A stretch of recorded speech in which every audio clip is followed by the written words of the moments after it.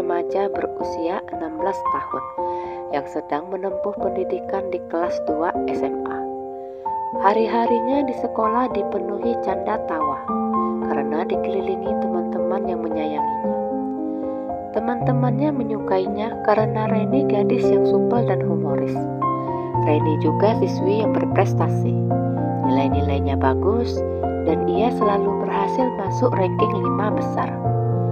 Tapi di balik keceriaannya tersebut, Reni menyimpan rahasia besar. Yang tidak diketahui teman Reni adalah Reni memiliki ibu tunawicara atau yang sering kita sebut bisu. Sehari-hari Reni dan sang ibu berkomunikasi dengan bahasa isyarat. Hal itu tidak diketahui teman-temannya karena memang Reni gak mau mereka tahu. Reni malu mengakui punya ibu tidak bisa berbicara normal. Makanya setiap teman-temannya ingin datang bermain ke rumahnya, Reni selalu menolak dengan berbagai alasan. Bahkan kalau ada kerja kelompok yang harus dikerjakan di rumah, Reni selalu menolak seandainya tugas tersebut dikerjakan di rumahnya. Ia tidak mau mereka tahu tentang kondisi ibunya. Ia takut bila teman-temannya tahu hal itu, teman-temannya tidak akan mau lagi menjadi temannya. Makanya dia memilih merahasiakan hal tersebut. Lalu suatu hari si ibu merasa kurang enak badan.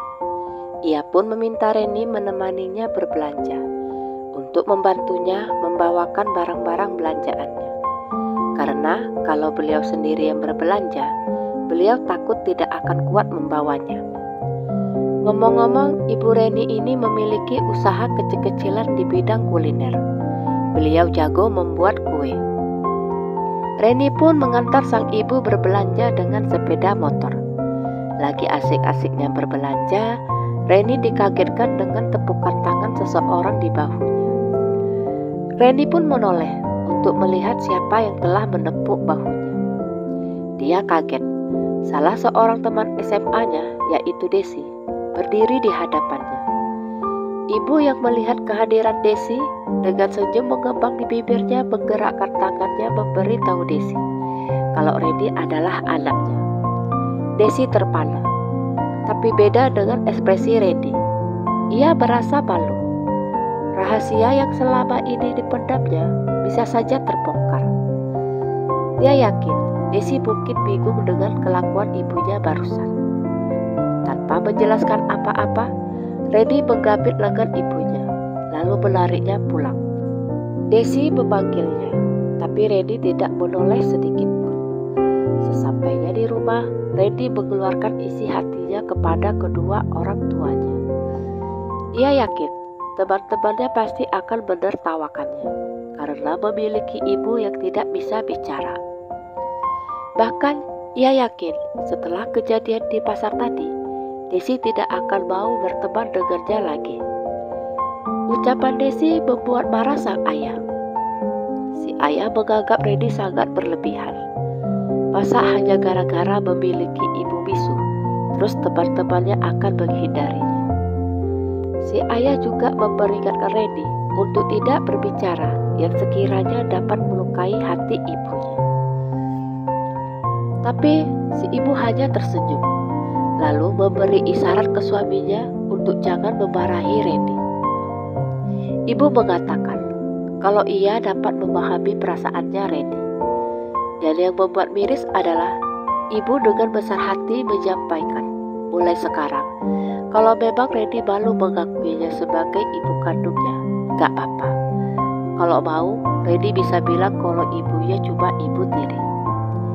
Ayah tidak terima ibu ngomong seperti itu. Tapi ibu bilang gak masalah. Yang penting Reni bahagia. Lalu suatu ketika Reni dan ayah mendapat kabar dari sebuah rumah sakit kalau ibu mengalami kecelakaan ketika sedang mengantar pesanan kue ke sebuah kantor. Ibu terserempet mobil. Reni dan ayah pun segera ke rumah sakit.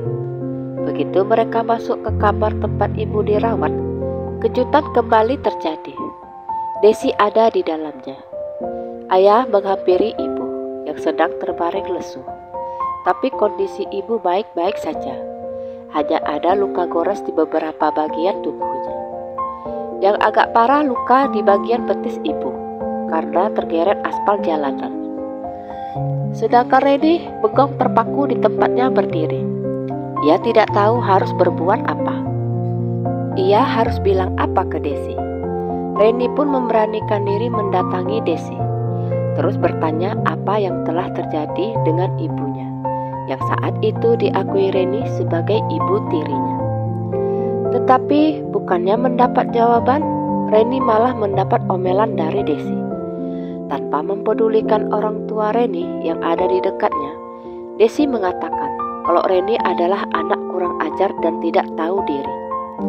Desi memberitahu Reni kalau ia dan keluarganya adalah langganan tetap ibunya. Mereka sering memesan kue-kue buatan si ibu. Kecelakaan itu terjadi ketika ibu mengantarkan kue pesanan kantor papanya Desi yang sedang mengadakan acara perayaan berdirinya kantor selama 15 tahun. Selesai mengantarkan kue pesanannya, ibu bermaksud pulang, tapi malah berpapasan dengan Desi. Ibu yang tidak ingin ditanya-tanya mengenai Reni langsung buru-buru menyeberang jalan dan tidak menyadari ada mobil melaju kencang dan pada akhirnya menabrak dirinya. Dan ternyata Desi mengerti bahasa isyarat. Makanya waktu mereka bertemu di pasar, Desi paham betul dengan isyarat ibu kalau Reni adalah anaknya. Dan sekarang Reni malah bilang kalau si ibu cuma ibu tiri. Desi mengatakan tidak seharusnya Reni memperlakukan ibunya seperti itu. Ibu yang dengan keterbatasannya tetap mau berusaha mencari nafkah demi keluarga. Seharusnya Reni bangga dan bukannya malu. Reni pun beralasan. Ia takut Desi dan teman-teman lainnya mengejeknya karena keadaan ibunya. Alasan yang terlalu mengada-ngada menurut Desi. Desi menegaskan teman-teman lainnya tidak akan memusuhinya hanya gara-gara memiliki ibu bisu. Itu hanya ketakutan tidak berdasarnya Reni saja. Desi berjanji, kalaupun ada teman mereka yang seperti di bayangan Reni, mereka lebih baik menghindarinya saja. Desi bahkan mengatakan tidak akan mau berteman dengan Reni lagi kalau Reni masih memperlakukan ibunya seperti itu. Reni hanya bisa nangis. Lalu ia pun menghampiri ibu untuk minta maaf atas perilakunya selama ini. Ternyata teman-temannya tidak sejahat pemikirannya.